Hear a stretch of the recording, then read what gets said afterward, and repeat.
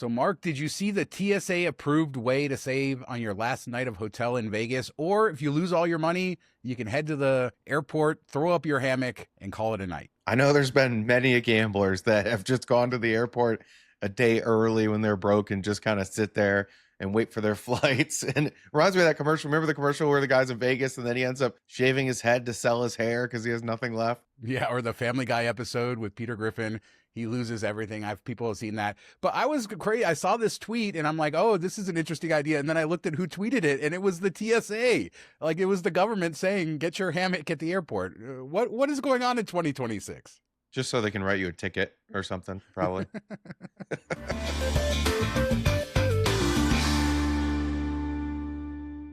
So happy Friday, everyone. And we have some good news to report with Hard Rock Las Vegas, some new stuff. The 2,000-seat theater that they've been trying to add to the plans from before has now been approved. And so to back up a little bit, I think they have the 5,000-seat Hard Rock Live. They still have the Mirage Theater. That's where like Danny Gans performed back in the day, and Shin Lim before it all closed up. And they're building this new 2,000-seat theater right next to the Hard Rock Live, which is now approved, and it's happening right near the pool area. I guess this means that they're definitely going to have a couple of long-running shows, or that's the plan. And then the other theater will be residencies or people coming through, putting on concerts and stuff.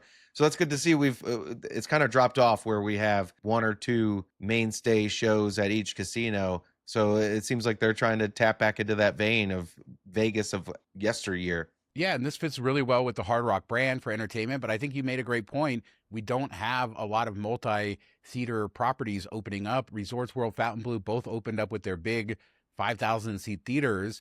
But what could go in a 2,000-seat theater? I have to think that this is going to be a long-running show, whereas the bigger venue would be used for more, like you said, concerts and stuff. There are rumors, and this broke about a month ago from the Sun in the UK, that Elton John, a holographic Elton John show, is coming to Hard Rock Las Vegas. It seemed pretty well sourced. It said that they were going to record all of the visuals for it this fall. And remember, Hard Rock opening late 2027. So yeah, Elton John, holographic Elton John coming to the Strip, maybe. Yeah, and then I think like Dua Lipa is supposed to be doing something with it, and I think one other person. So I think this would be very popular. I mean, Elton John was touring up until what, like a year or two ago, it feels like. So he was still selling out shows. A lot of people were going out there, beloved. I mean, his music is iconic. I think this would be a lot of fun, and it's something kind of like the Sphere, where Wizard of Oz movie. You spend all the money getting it set up, and then you can run it for years and years and recoup a huge investment. So I think that this makes a lot of sense, and this is kind of the next thing in Vegas if it comes true. Yeah, and like I said, there's so many rumors in Vegas. Who knows what's true or not? But this one seems to have some very interesting sourcing. Hard Rock has not confirmed anything. They also did not deny that this was happening. And I guess this could go into the old Mirage Theater as well. We don't know where any of this is going, but good news on the entertainment front for Hard Rock Las Vegas. But let's move across the street to Caesars, Mark. And Caesars and Wyndham, they've had this partnership forever. It used to be better because it used to be a very nice fast track towards Caesars status, but not quite the case. But one of the benefits is you can transfer up to 30,000 Wyndham points over to Caesars every year. And, you can get those points from credit cards or I guess staying at a Wyndham property. But anyway, the long story short, you can make it 60K this year.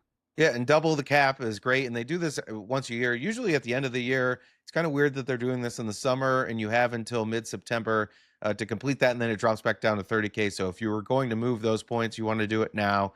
And we should say you can do it the opposite way too. If you're earning Caesars Rewards credits and you want to stay at a Wyndham hotel, maybe you're getting more than 1 cent per point, which is what you get with Caesars Rewards. You can move it over there and book a hotel. Maybe you're getting 1.5 cents per point. So you're getting 50% more on that stay than you would just using them in Caesars' own ecosystem. So there's some play back and forth. And then Wyndham points expire after 18 months of no activity and 4 years hard cap. So if you earn it today, 4 years from now, that point will go away if you don't use it. You could transfer it to Caesars, and that kind of keeps it going and keeps it away from them taking it. And if you want to juice up your earnings on the travel side, we also have Miles to Memories Travel, an entire other channel where we do 2 shows a week talking about travel, how to earn credit cards, how to travel for free, maximizing loyalty programs, all of that stuff. So make sure to check out our other videos as well. Yeah, you get more gambling if you don't have to pay for your flights. There you go. And you don't have to get a hammock at the airport. Yeah, unless you want to. So on the last show, Mark, we talked about the Joe Lombardo video come on, man, and all of that sort of stuff, and the vandalism on the freeway. And you made a joke about it. And now they're investigating the serious, Mark. So we need to apologize to Joe Lombardo. We don't need any investigations going on. I wonder why there's doing an investigation. But yeah, so a couple of things happened here. This was, to me, this wasn't a huge story. I don't really have a problem with the governor getting off on a simple ticket like that, but a lot of people upset, and an ethics complaint has been filed against him. But also that billboard on the freeway, Metro sent like 6 officers out. There was pictures of them like dusting for fingerprints, and they're really taking this seriously. So they want to find the vandal. At the same time, some people are going after Lombardo for ethics charges.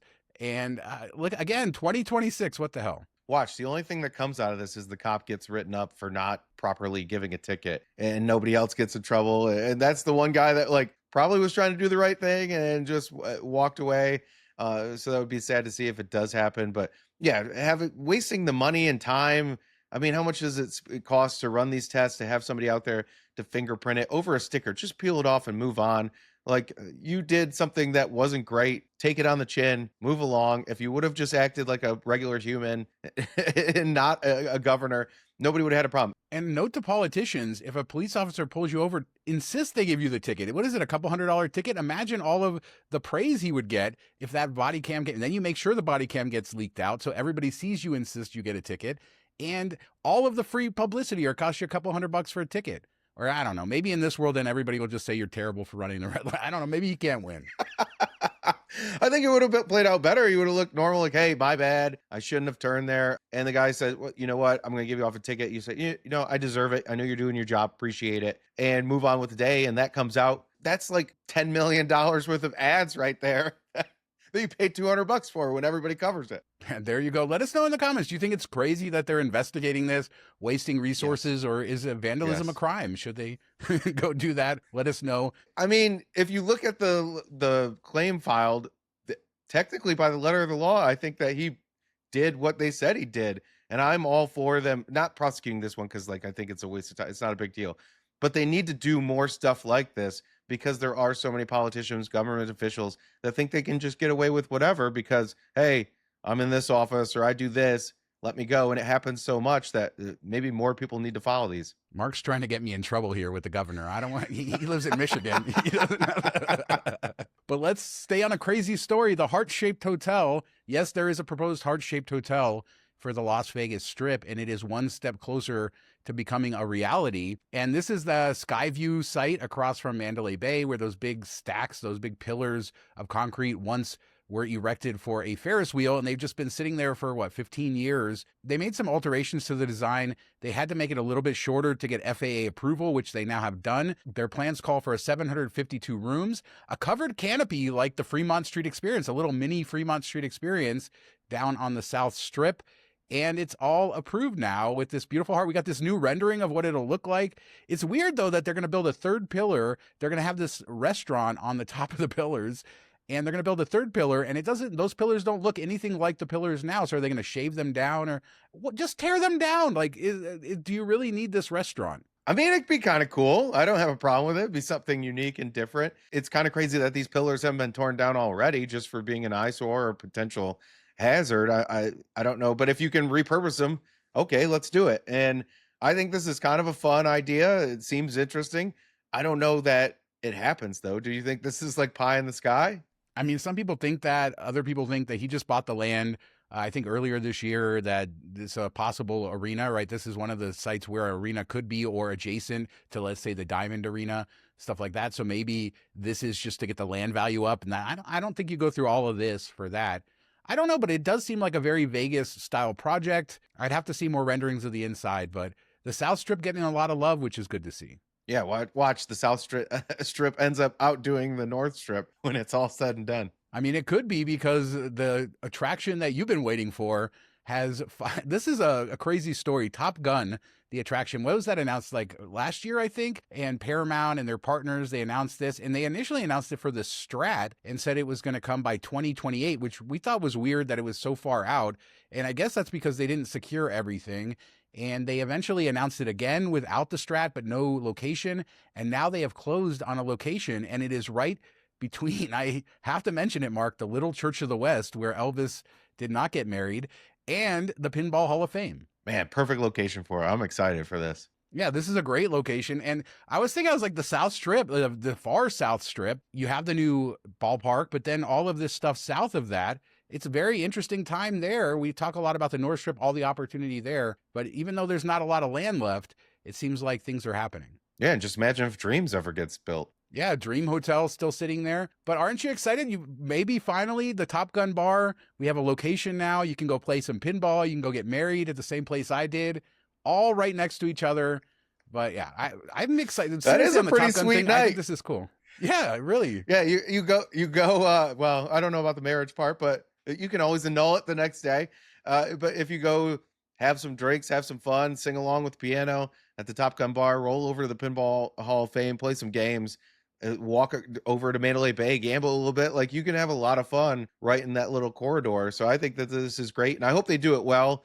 I've been to the real bar in San Diego, and it's such a fun time. So I hope they bring that atmosphere, that design style. It's definitely going to be a lot bigger than the places there, but it's just such a cool place. And even if they model it after the one that was in the movie that was kind of based on the real one, but was built out on the beach just for the movie, just recreate that, and it would be epic. And right next to the Las Vegas sign too. So cool stuff happening. Don't pay those guys to take your picture, man. Don't do it. As a reminder, we have our Patreon. Every week we do an after show, which is a little bit unhinged to a lot unhinged. Lots of great stuff, things we can't talk about here.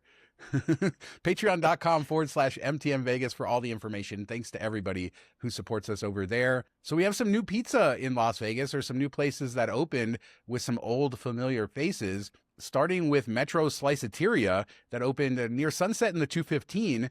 And this is Metro Pizza's first slice shop, a very famous pizza here. It did not show up on those rankings, which I think is ridiculous. It's definitely a top 10 pizza in my opinion. And now you can get slices. Of course, Ellis Island has had slices at Metro Pizza, but they haven't had a slice shop per se. So that is their first in this storied brand of Las Vegas. Yeah, we both love Metro Pizza. I know you put it well above Evil Pie, so there's that. But I've eaten the slices at Ellis Island. It's funny. I've done it a couple times, and sometimes it's amazing. Other times it's not so great. I'm guessing that they're going to have a little bit more quality control at this place.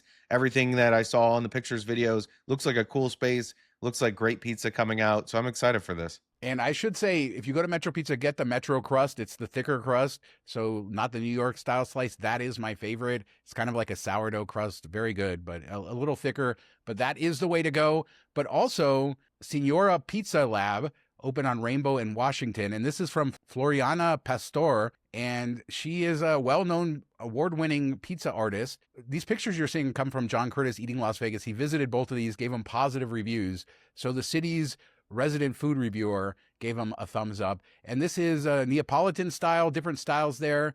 Looks great. It's over in a local area off Rainbow in Washington. I'll have to go check this out. Yeah, they look amazing too. I'm not a huge Neapolitan fan outside of 00. I really like that, even though that's more Neapolitan. But this looks like a really good one.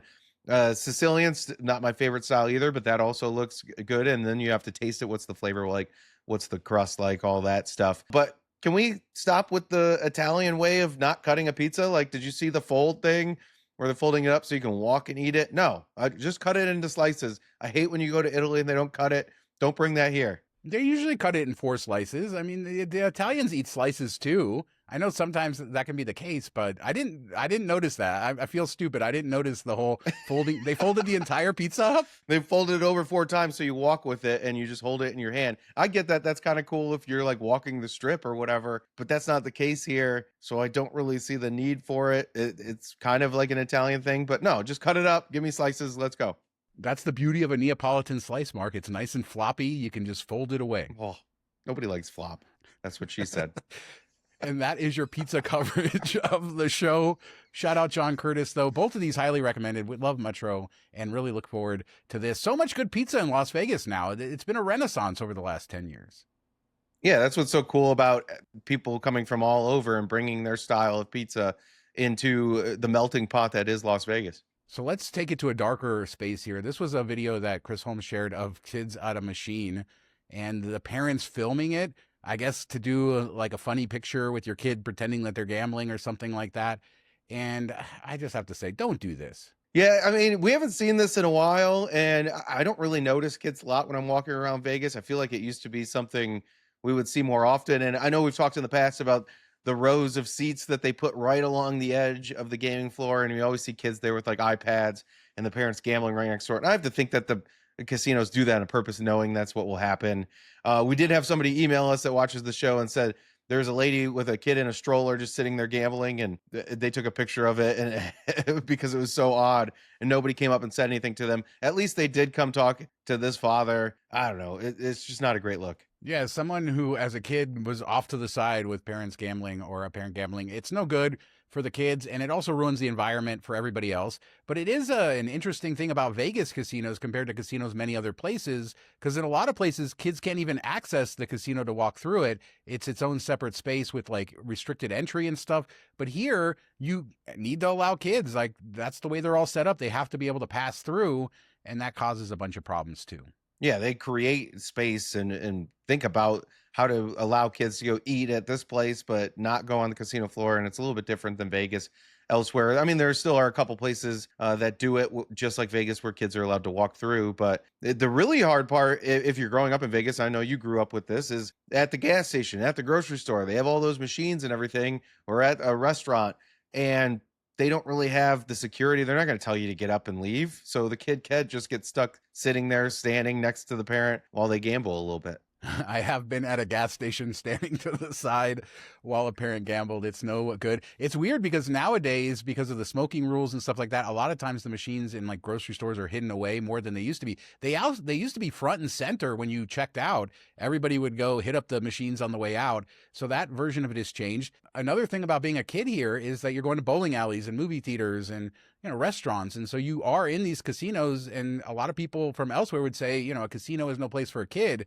But if you grow up in Las Vegas, you have no choice but to be in the casinos. Yeah. Did your parents ever go, like, if you wanted some ice cream or a candy or something, they're like, well, let's see what the gambling concept for. Put $5 in there. If we win enough to buy it, we'll go buy it. I probably would have done that. I don't know. I think probably my dad would, if he hit a sports bet or something like that, would say, yeah, I'll split that with you. But yeah, he wasn't a big gambler, so he wasn't the one who offended. He was pretty good with that. But, we would go like do the sports bet, like the pick a pros, that sort of stuff, the football contest. I'd go help him. We'd go to the Gold Coast buffet and go fill out the stuff. So that is a lot of what it is to grow up here. But don't do that to your kids. Come on. And it's not funny. It's just not funny. And don't take pictures of it. We talk about people filming their crimes and posting on social media. Not a good look. Yeah. So let us know down in the comments everything we talked about. Kids at casinos, the heart-shaped hotel. Are you excited for that? I love that little canopy that they put in front of it. The mini Fremont Street experience coming to the Strip. Leave a comment. Top Gun experience.